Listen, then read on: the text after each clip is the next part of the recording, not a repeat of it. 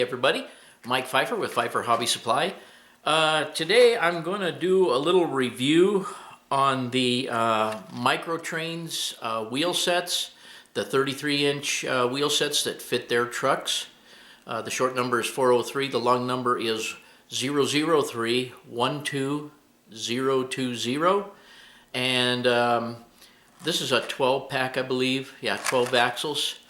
As you can see here, if I can get the glare off it.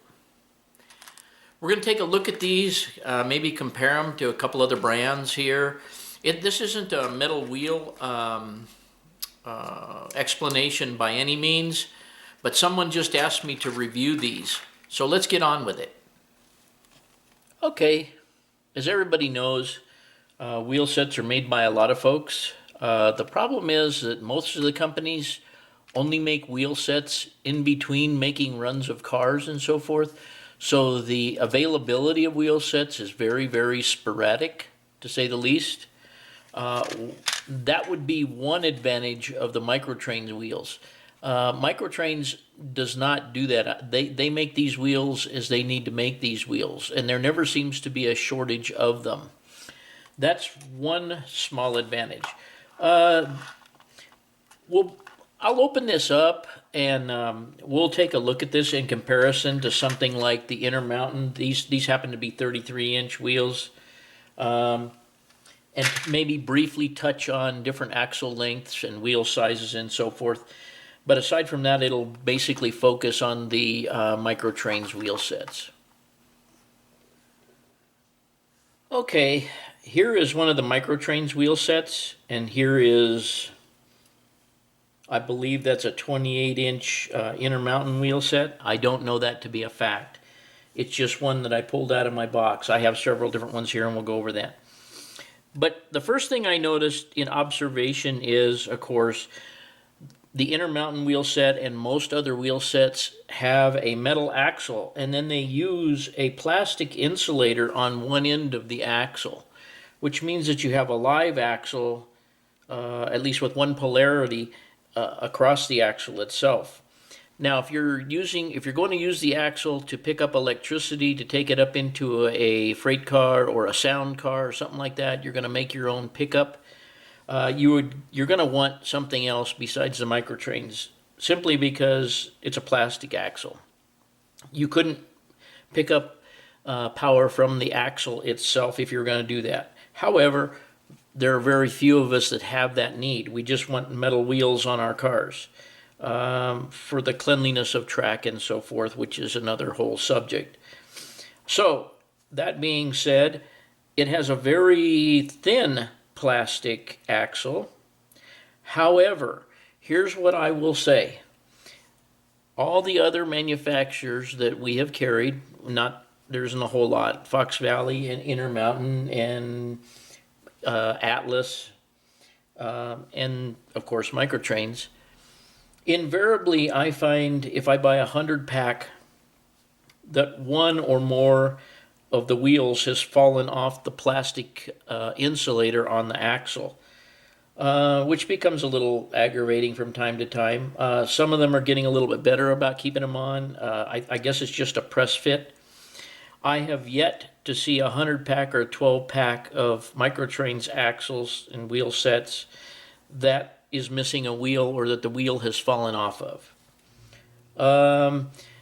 I would also say that of all the ones that I have looked at, people tell me, well, the axle is so thin that they wobble and they get out of gauge and they do all these things.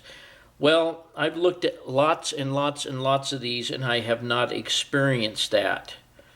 Another thing I will say about them, and I'm sure you wouldn't be able to see this on camera. I can't get it with this camera close up. But the back of the wheel has an indentation and is fairly prototypical looking, actually. Whereas the Intermountain wheel is a flat back wheel. And all these, well, here's another wheel, and I don't know if this is a 36-inch wheel from Intermountain or not. It has a pretty nice looking back on it. The finish on the Intermountain wheels themselves is very smooth.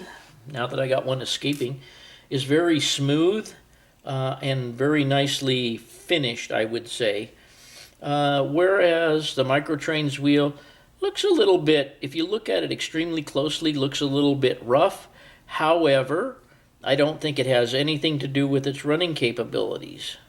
While I have not tried any of these wheel sets, as I said, I have not seen a defect in any package that I've looked in.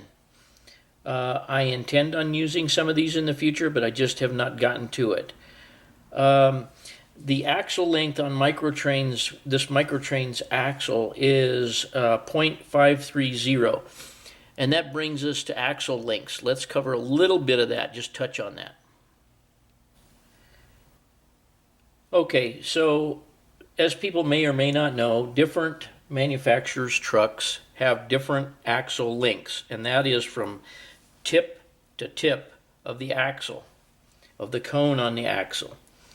As I just got done stating, these are 33-inch Microtrains wheels, and they are 0.530. We have up to 0.60, I believe, and down to 5.15 or something like that.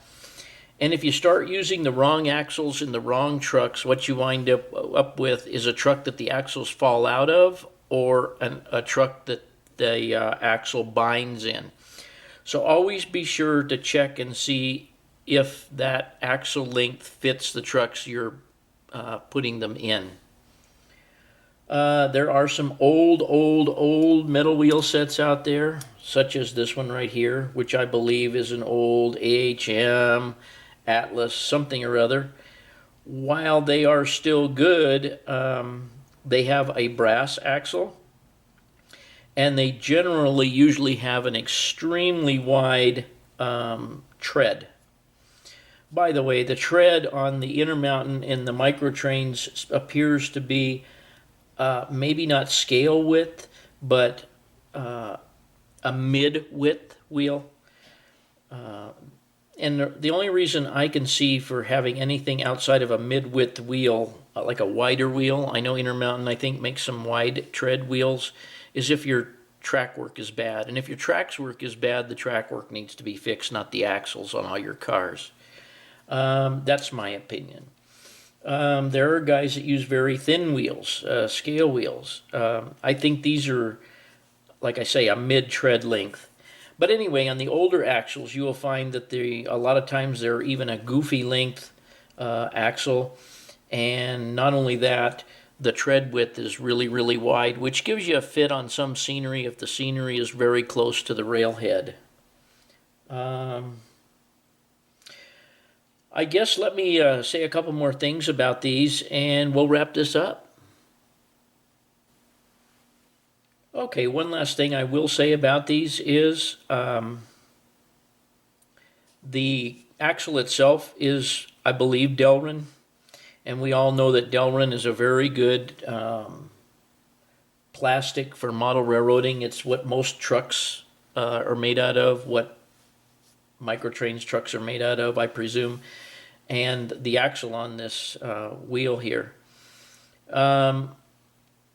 Even though it looks a little small and a little flimsy, I think it's designed that way simply because the hole in the wheel itself is relatively small, and therefore inserting the wheel onto the axle is promoted by that. I also know that it's tapered towards the center. It's thinner in the center than the outsides, and I would only guess that that is for the axle going into some sort of fixture to have the wheels pressed on.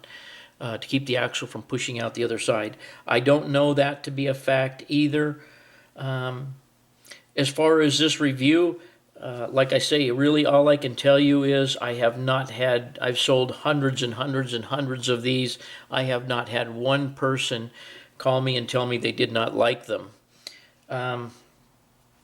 As per the internet, we will probably find out that there is somebody that has a complaint or doesn't like them, but in my opinion, what I see, I think it's a very good quality wheel, and most importantly, readily available.